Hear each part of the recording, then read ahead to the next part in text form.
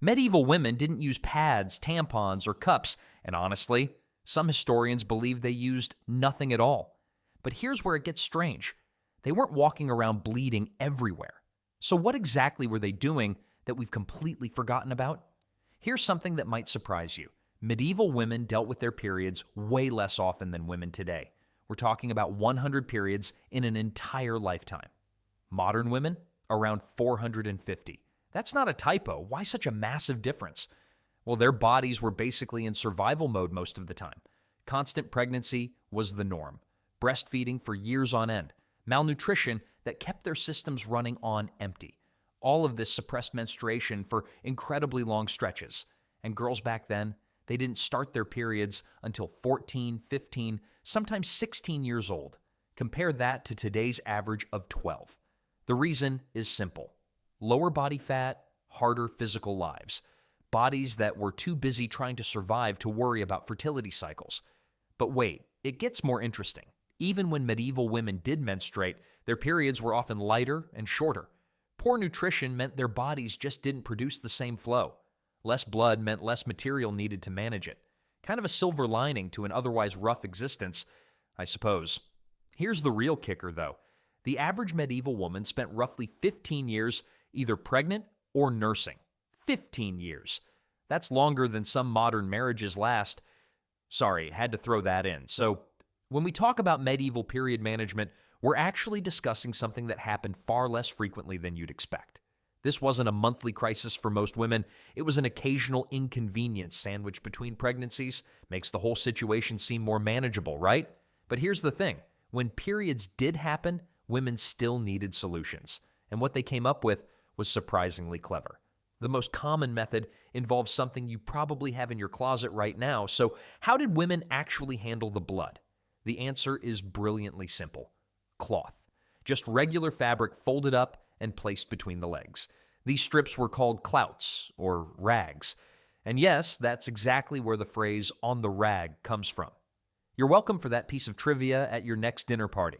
Women typically used linen because it worked incredibly well. It absorbed liquid fast, dried quickly, and here's the clever part. You could boil it without the fabric falling apart. Try that with wool and you've got a felted disaster.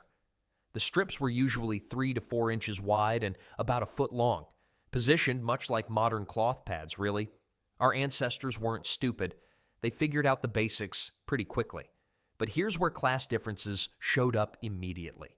Wealthy women used soft, fine linen that felt gentle against the skin. Peasant women? They made do with rough hemp or whatever old clothing scraps they could salvage.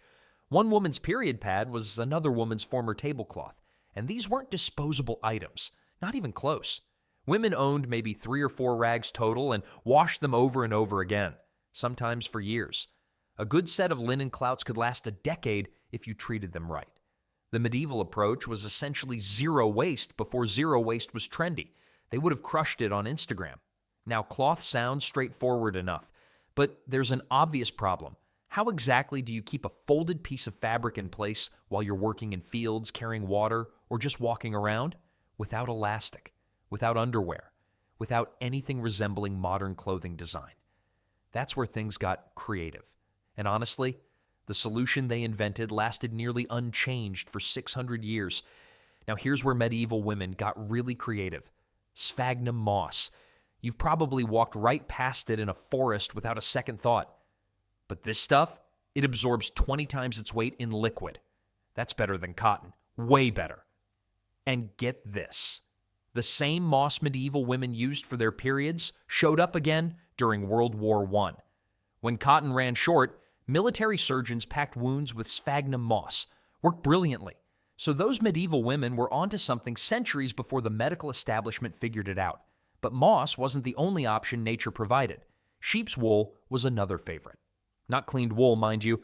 The raw stuff still containing lanolin. That natural oil made it slightly water-resistant on the outside while the inside absorbed blood. Women stuffed this wool into small cloth pouches. Basically a medieval pad insert. Then there's the really resourceful stuff. Dried grass, straw, even rabbit fur, free. available, and surprisingly effective when you've got nothing else. Here's the clever part, though. Women didn't just grab these materials whenever they needed them. They planned ahead. Moss got collected during autumn when it was driest. Wool scraps were saved after sheep shearing in spring. Grass was dried and stored in bundles. My grandmother used to save everything. Rubber bands, twist ties, empty jars. I thought she was just being stubborn. Turns out that mindset kept women functioning for centuries. And the moss had a hidden bonus nobody understood at the time: natural antiseptic properties. It actually helped prevent infections. Medieval women had no idea why it worked. They just knew it did. Sometimes practical knowledge beats scientific understanding by about 500 years. But what held all these materials in place? That required some engineering. So you've got your cloth, you've got your moss. Now what? You can't just hold it there all day. You need something to keep everything in place. Enter the menstrual girdle. Basically, a fabric belt tied around the waist with strips running between the legs. Simple? Yes. Effective? Surprisingly so. Here's how it worked. Women tied a cloth band around their waist, then attached their absorbent material to hang from the front.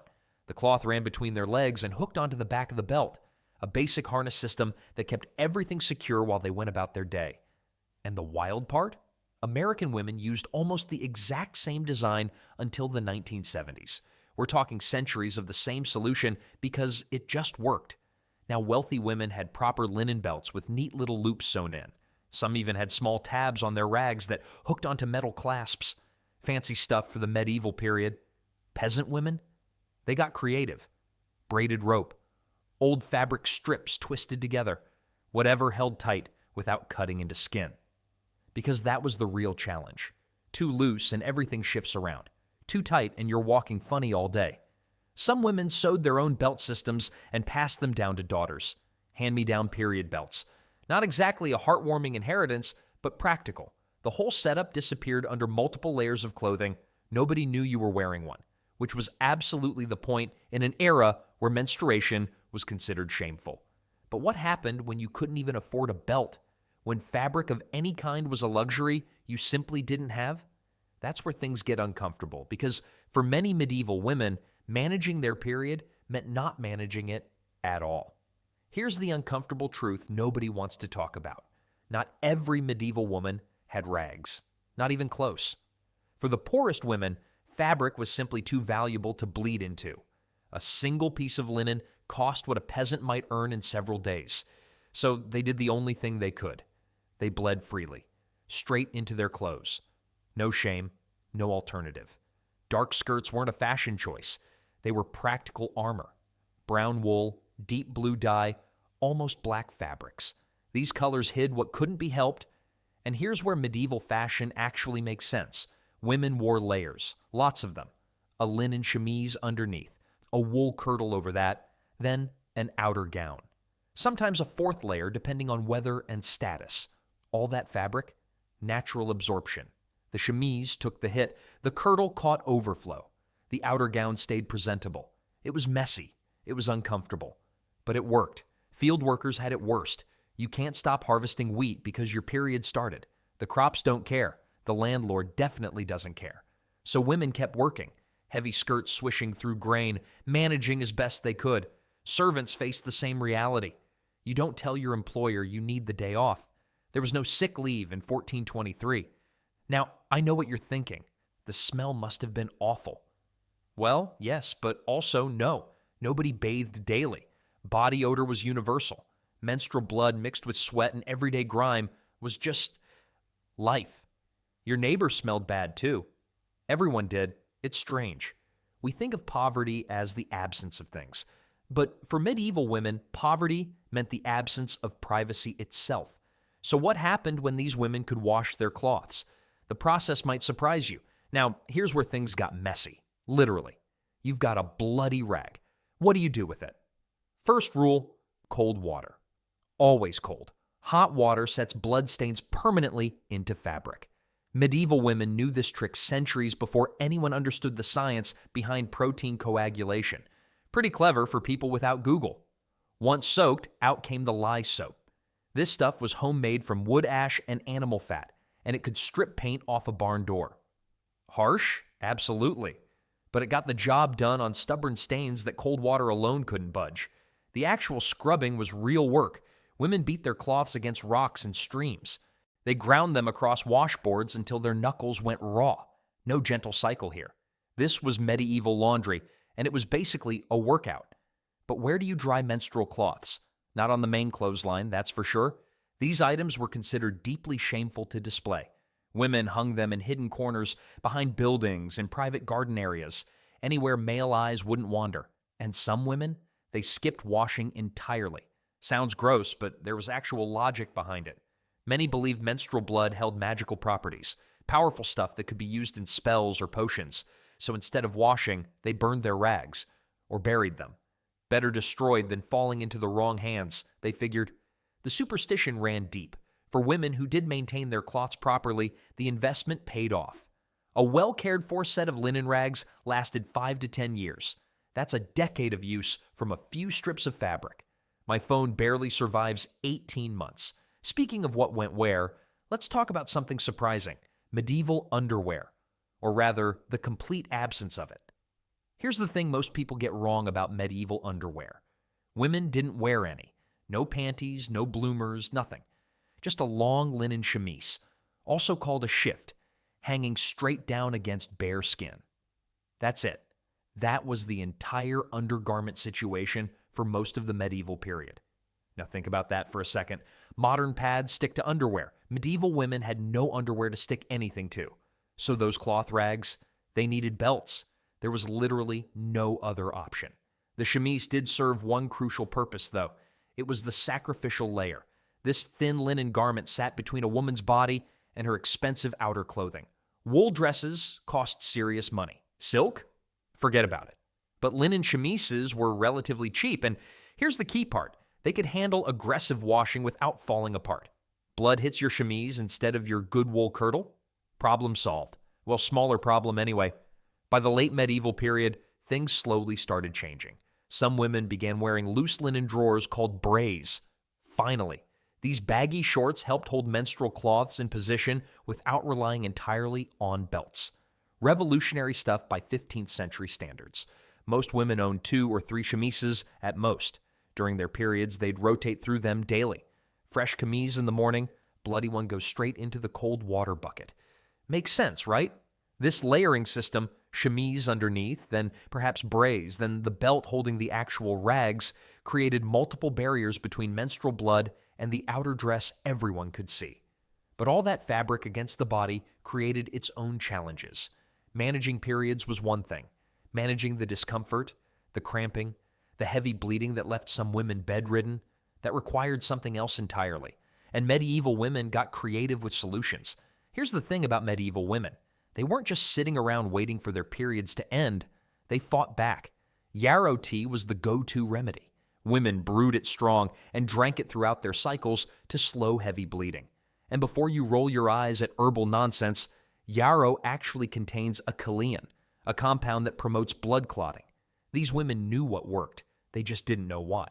Shepherd's purse was another favorite. The name sounds ridiculous, I know, but this little weed growing along medieval roadsides genuinely reduces uterine bleeding. Modern herbalists still use it today. Then there's lady's mantle. With a name like that, it practically advertised its purpose. Women steeped the leaves and drank the bitter tea, trusting generations of handed-down wisdom. Now, the rich folks, they had options. Cinnamon bark was believed to shorten period duration, but cinnamon came from distant lands and cost a fortune. Your average peasant woman would never taste it in her entire life. Meanwhile, noble ladies sprinkled it into their wine like it was nothing. Nettle tea was the poor woman's solution. It grew everywhere, cost nothing, and supposedly reduced menstrual flow. Every kitchen garden had a patch.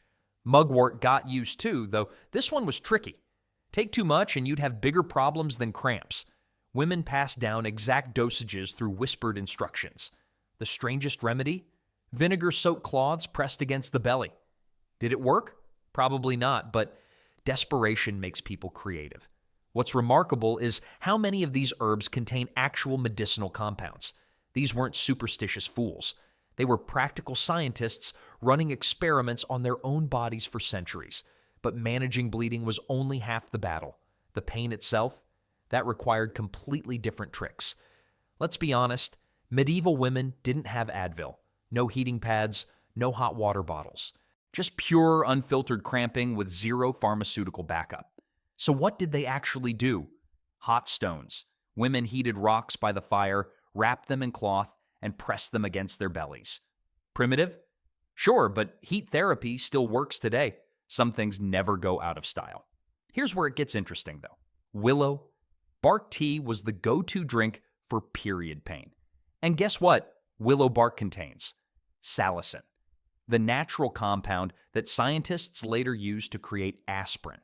These women were basically self-medicating with proto-painkillers and had no idea they were centuries ahead of the pharmaceutical industry.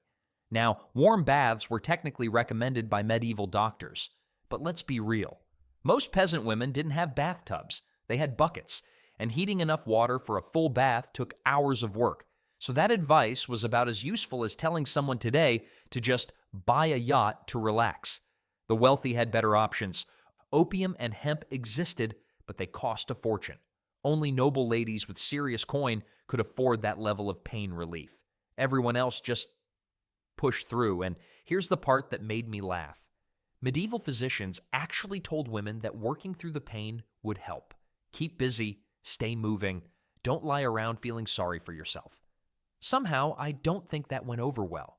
Some women learned pressure point techniques, pressing specific spots on the body to dull pain. Early acupressure, basically. But managing physical pain was only half the battle, because medieval society had something even harder to deal with: the shame. Here's the thing nobody talks about. Medieval women weren't just dealing with physical inconvenience. They were navigating a minefield of shame, superstition, and outright nonsense. In some regions, menstruating women couldn't enter churches, couldn't touch crops, couldn't prepare food.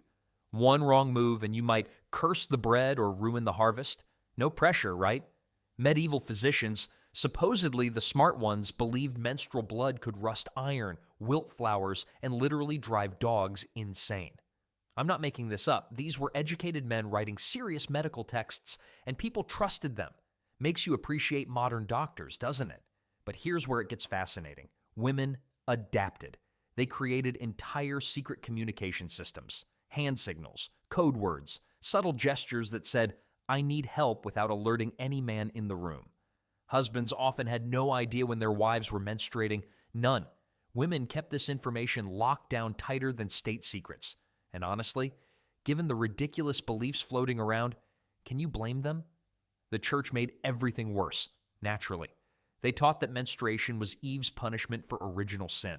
So not only were you uncomfortable, bleeding, and hiding it, you were also supposedly paying for humanity's fall from grace. Every single month. Talk about adding insult to injury. Yet despite all this shame and secrecy, knowledge still passed down. Mothers whispered to daughters, sisters helped sisters, older women taught younger ones. The practical information survived because women protected it. They created networks of support hidden in plain sight. Men had their guilds and councils. Women had their own invisible systems. Now, all this secrecy and taboo might seem like it affected everyone equally, but wealth changed everything. And the differences between how rich and poor women experienced their periods, almost like two completely separate worlds. Money changed everything, even periods. A noble woman never touched her own bloody rags. That's what servants were for. Her lady's maid collected the soiled cloths, washed them, dried them, and returned them folded and ready. The lady herself, she barely acknowledged the whole process existed. Meanwhile, peasant women were scrubbing their own rags in cold streams at dawn before heading to work in the fields. The fabric quality differed dramatically, too. Wealthy households kept stores of soft, finely woven linen specifically designated for monthly use. This wasn't your rough, everyday cloth. We're talking the good stuff. Smooth against skin, highly absorbent, comfortable enough to wear for hours. Peasant women? They used whatever they could find. Old clothing scraps, rough hemp that probably felt like wearing sandpaper. And here's the part that might make you cringe.